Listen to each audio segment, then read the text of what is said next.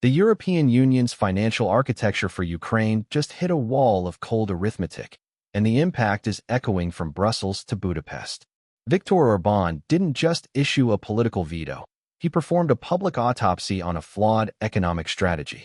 The data strike is clear.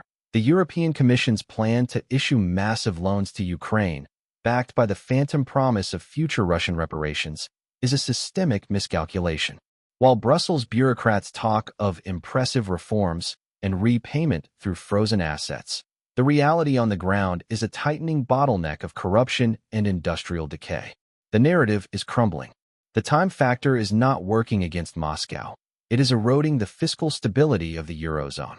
Follow the mechanics. Here is what really happened when the ideology of the Commission met the hard reality of the Hungarian position. The immediate shock came when the European Commission finalized a plan to leverage frozen Russian assets to back a series of multi-billion-dollar loans. It was presented as a masterstroke of financial engineering, a way to fund a war effort without directly draining the exhausted coffers of EU member states. But the logic was hollow from the start.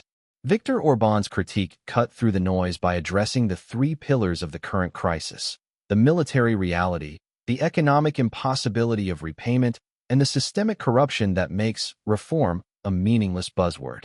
When the Hungarian Prime Minister speaks of a parallel reality, he is referring to the disconnect between the legal constraints of international finance and the wishful thinking of the G7.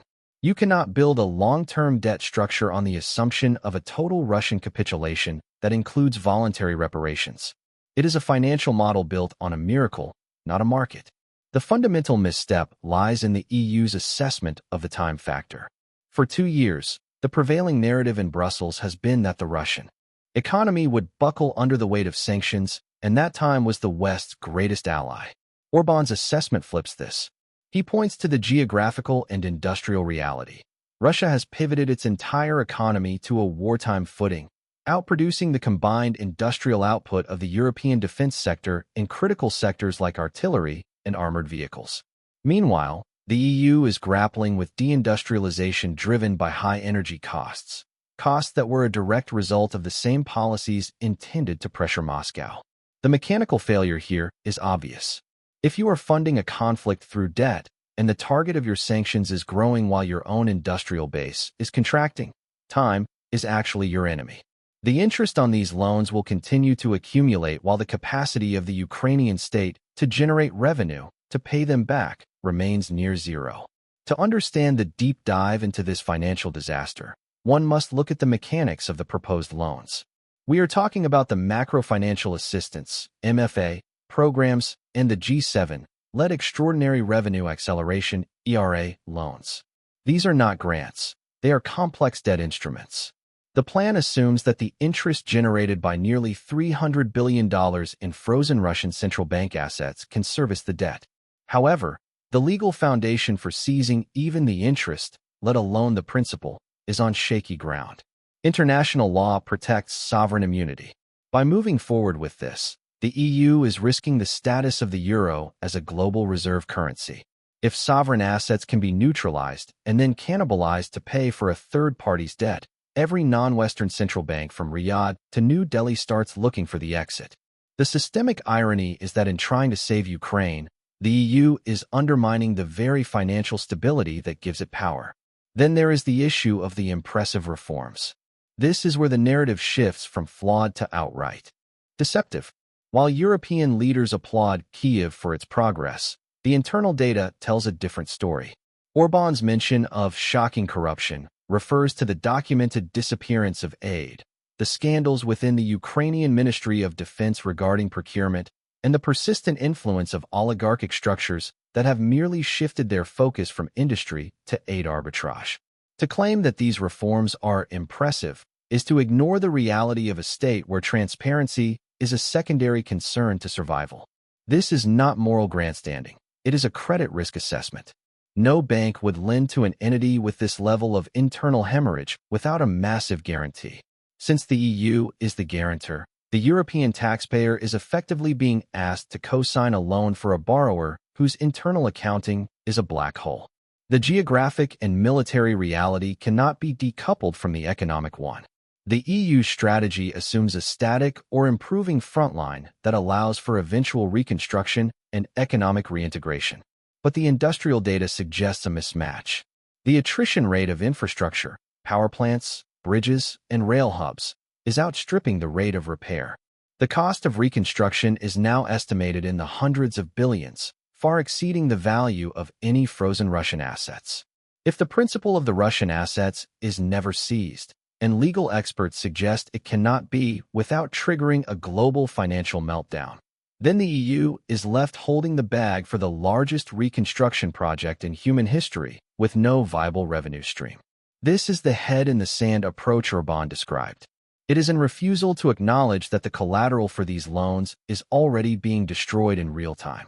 The ripple effect of this miscalculation is already being felt in the internal politics of the European Union. Budapest's skepticism is not an isolated phenomenon. It is the first crack in a dam that is under immense pressure.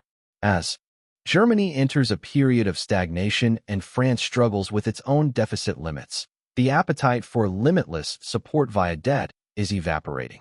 The systemic consequence of pushing through these loans against the warnings of members who prioritize arithmetic over ideology is the fragmentation of the Union itself.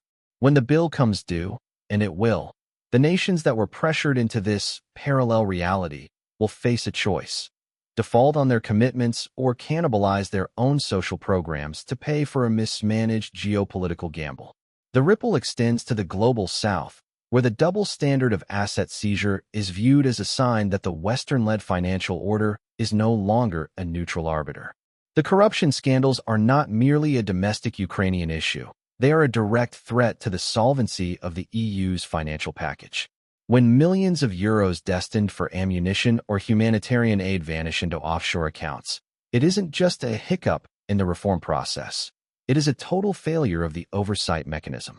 Orbán is highlighting the fact that you cannot fix a systemic leak by pouring more water into the tank. The impressive reforms narrative acts as a smokescreen for a lack of accountability. If the EU continues to ignore these signals, it will find itself in a position where it is funding a permanent deficit without the political will to stop it. The mechanics of the loan depend on a functional, transparent state emerging from the conflict. If that state is instead characterized by systemic corruption and a collapsed industrial base, the loan becomes a total loss. Let's look at the systemic irony of the reparations argument. The idea that Russia will eventually pay for these loans is a cornerstone of the Brussels strategy. However, reparations are typically the result of a total military victory and a formal peace treaty. In the current military and geographic reality, such an outcome is not supported by the data on the ground. By linking the repayment of loans to Russian reparations, the EU has essentially made its own financial stability dependent on a specific military outcome that it cannot guarantee and that its own industrial base is struggling to support. This is the definition of a strategic bottleneck. You have committed the capital, but you have no control over the mechanism that returns it. It is an arbitrage of hope against the reality of a high-intensity industrial war. The verdict is that the European Commission has chosen a path of fiscal escapism. The plan to fund Ukraine through debt backed by frozen assets is an attempt to bypass the political difficulty of asking member states for direct contributions. It is a technical solution to a political problem that will eventually result in a much larger economic crisis. Viktor Orbán's refusal to play along is a recognition that the numbers do not add up. You cannot bridge a multi-billion euro gap with impressive reforms that don't exist and reparations that may never materialize. The focus must return to the mechanics, the logistics of supply, the reality of industrial capacity, and the hard facts of the balance sheet. Anything else is, as stated, a parallel reality. The systemic failure of the EU in this instance is its preference for a comfortable narrative over a sustainable strategy. The cost of this miscalculation will not be paid by the bureaucrats in Brussels, but by the systemic stability of the entire European project. The data is in, the trend is clear, and the collision with the real world is no longer avoidable. The acceleration of this crisis is tied to the internal mechanics of the Eurozone itself. We are seeing a divergence between the political aspirations of the Commission and the economic capacity of its leading member states. When the Hungarian Prime Minister points to the shocking corruption, he is also pointing to the risk that this debt will become toxic. In financial terms, a loan becomes toxic when the underlying asset or the borrower's ability to pay is compromised. Ukraine's GDP has contracted significantly, its population has dispersed, and its industrial heartland is the center of the conflict. Under these conditions, the impressive reforms touted by Brussels are like painting the deck of a sinking ship. The structural integrity of the Ukrainian economy is what matters for debt repayment, and that integrity is being liquidated. Furthermore, the geographical reality that Orbán mentions is a direct reference to the supply chain and energy logistics. Europe's attempt to decouple from Russian energy has led to a permanent increase in the cost of production for European goods. This makes the EU less competitive on the global stage, reducing the tax revenue available to service its own rising debts, let alone the debts it is taking on for Kiev. It is a cascading effect. Higher energy costs lead to lower industrial output, which leads to lower tax revenue, which leads to a higher reliance on debt to fund geopolitical goals. This is a feedback loop of decline. By ignoring this, Brussels is not just failing Ukraine, it is failing the European population. The calculated collapse arc is nearing its final stage. The shock of the realization is starting to set in among the more fiscally conservative members of the EU. The misstep was the assumption that economic warfare would be quick and decisive. The deep dive into the mechanics reveals a web of unsustainable debt and legal vulnerabilities. The ripple is the loss of trust in the euro and the internal fracturing of the union. The verdict remains: the current plan is a mechanical failure. It is an attempt to use the tools of a stable, rules-based financial system to manage the chaos of a systemic geopolitical shift. It cannot work because the tools are not designed for this level of stress. Orbán's position, while often framed as purely political, is rooted in a pragmatic assessment of the risk. If the loans are granted and Ukraine cannot pay, which is the most likely scenario based on current economic data, the debt will be socialized across the EU. This means that a citizen in Budapest or Madrid or Berlin will be paying for the impressive reforms that were actually swallowed by corruption. This is the hidden part of the EU plan.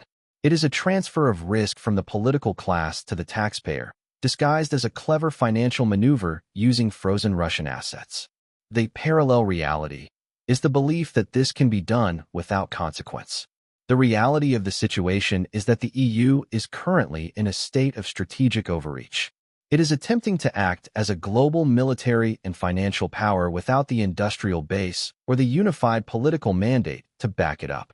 The loans to Ukraine are the ultimate expression of this overreach. They are a gamble that the rules of the old world, where debt is always repaid and international law is always followed, still apply in a world that has moved on to a more brutal, transactional reality. The failure to account for corruption, the failure to account for industrial capacity, and the failure to account for the legal reality of sovereign assets are not just small errors. They are the core of a systemic collapse in strategy. As the final verdict is rendered, the lesson is clear. You cannot solve a geopolitical crisis with a spreadsheet full of false assumptions. The data slap is that the EU's exposure to Ukrainian debt is reaching a level where it threatens the credit rating of the Union itself. If the reparations don't come and the reforms don't take hold, the European Union will find itself in a debt trap of its own making. Viktor Orbán is simply the first to say it out loud. The mechanics of the collapse are already in motion, and no amount of impressive rhetoric can stop the arithmetic of a failed loan. The focus must now shift to damage control and a return to a strategy based on the physical and economic reality of the continent, rather than the parallel reality of the Brussels elite. The closing statement of this exposé is a warning. The financial mechanisms of the West are being tested by a conflict that operates on a different logic, the logic of industrial output and territorial control. By trying to fit this conflict into the box of loans and reforms, the EU is displaying a dangerous lack of adaptability. The systemic irony is that the very tools meant to demonstrate Western strength, the global financial system and the rule of law, are being eroded by the desperate attempt to use them as weapons. The verdict is a call for a return to realism.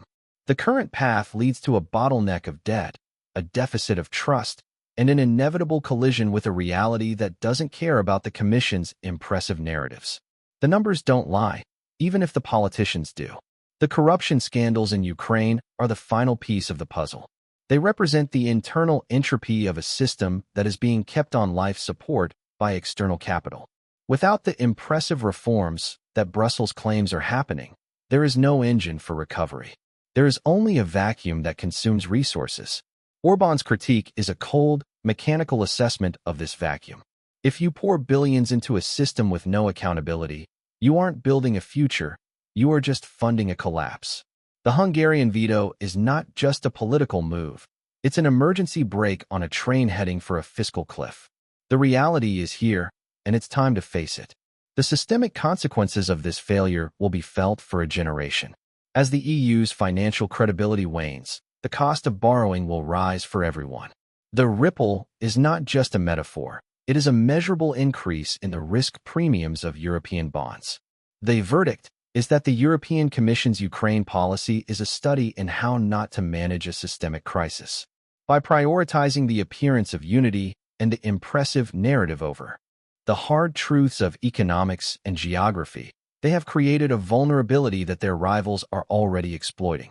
The mechanical storytelling of this collapse is almost complete. All that remains is the final balance sheet. In the final analysis, the Hungarian position serves as a mirror to the EU's own contradictions. You cannot claim to defend the rule of law while proposing the dubious seizure of sovereign assets. You cannot claim to be fighting corruption while ignoring the disappearance of your own aid. You cannot claim that time is on your side when your industrial base is shrinking. The parallel reality is the only place where these contradictions don't lead to failure. In the real world, they lead to the calculated collapse we are witnessing today. The data is clear, the mechanics are exposed, and the result is inevitable. The era of ideology-driven finance is meeting its end on the plains of Eastern Europe and in the bank accounts of Brussels. The high-energy blitz of the opening has settled into the cold, hard reality of the deep dive. The verdict is in. The strategy is fundamentally flawed. It relies on a chain of events, military victory, legal breakthroughs, and an end to endemic corruption that have a low probability of occurring simultaneously. To bet the financial stability of the European Union on such a chain of events is not leadership, it is a gamble. Orbán's refusal to sign the check is a reminder that in the world of high-stakes geopolitics, the only thing that matters is what you can actually deliver. The EU has promised a lot, but based on the mechanics, it has very little to show for it. The narrative is over. The reality has begun. This concludes the systemic exposé of the European loan strategy. The breakdown is complete. The mechanical failure is documented. The ripple effects are spreading. The verdict is a warning to any system that chooses to hide its head in the sand rather than face the data. The time for parallel realities is over. The time for a calculated, realistic assessment of the future has arrived. But for the European Commission, that realization may come too late to save the very financial order they claim to be protecting. The mechanics don't lie. The collapse is calculated. The lesson is there for those who are willing to see it. The Hungarian Prime Minister's statements weren't just a critique of Ukraine's internal affairs. They were an indictment of the European Union's lack of strategic depth. When he spoke about the geographical position, he was referencing the inescapable fact that Russia is a permanent neighbor with a massive resource base and a long-term strategic horizon. The EU's loan strategy treats this as a temporary inconvenience that can be managed with debt. This is the fundamental error. You cannot manage a permanent geographic reality with a temporary financial instrument. The systemic failure is the refusal to develop a long-term, sustainable architecture for European security that doesn't rely on the financial cannibalization of its own future. The corruption scandals are the data slap that Brussels tried to avoid. Each procurement scandal, each missing million, is a direct hit to the credibility of the impressive reforms narrative. If the EU cannot ensure that its funds are being used effectively during the height of a conflict, there is zero chance they will be used effectively during the chaos of a post-war reconstruction. This is the mechanical failure of the oversight system. By continuing to push for more loans without fixing this underlying issue, the EU is effectively subsidizing the very corruption it claims to be fighting. It is a self-defeating cycle that leads to a systemic hemorrhage of capital and trust. The final verdict highlights the lessons that must be learned. First, arithmetic is not optional. Second, geography is destiny. Third, corruption is a credit risk. The EU's plan failed all three tests. Viktor Orbán's stance, while inconvenient for the narrative of unity, is a necessary injection of realism into a process that has become decoupled from the physical world. The calculated collapse of this strategy is not a matter of if, but when. The ripple effects will continue to manifest in the form of higher interest rates, political instability, and a weakened euro.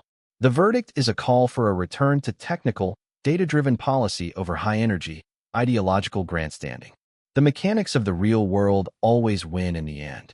As the narrative arc closes, the image left behind is one of a European leadership team that has outrun its own supply lines, both military and financial. They have issued the loans, they have made the promises, and they have ignored the warnings. Now, they must face the reality of a debt that cannot be repaid, a neighbor that will not be moved, and a population that is beginning to see through the impressive facade. The verdict is clear. Budapest was right about the mechanics, and Brussels was wrong about the reality. The cost of that mistake is still being calculated, but it will be paid in the currency of European stability and global influence for decades to come. The technical failure of the EU's Ukraine policy is a case study in systemic irony. In attempting to project strength through financial aid, they have exposed their own financial fragility. In attempting to promote reform, they have funded corruption. In attempting to buy time, they have let time work against them. The shock of Orbán's statement was only a shock to those living in the parallel reality. To anyone following the mechanics, it was an inevitability. The verdict is final. The plan is a failure, the debt is a trap, and the reality is unavoidable. Follow the mechanics, or the mechanics will follow you. This is the lesson of the calculated collapse.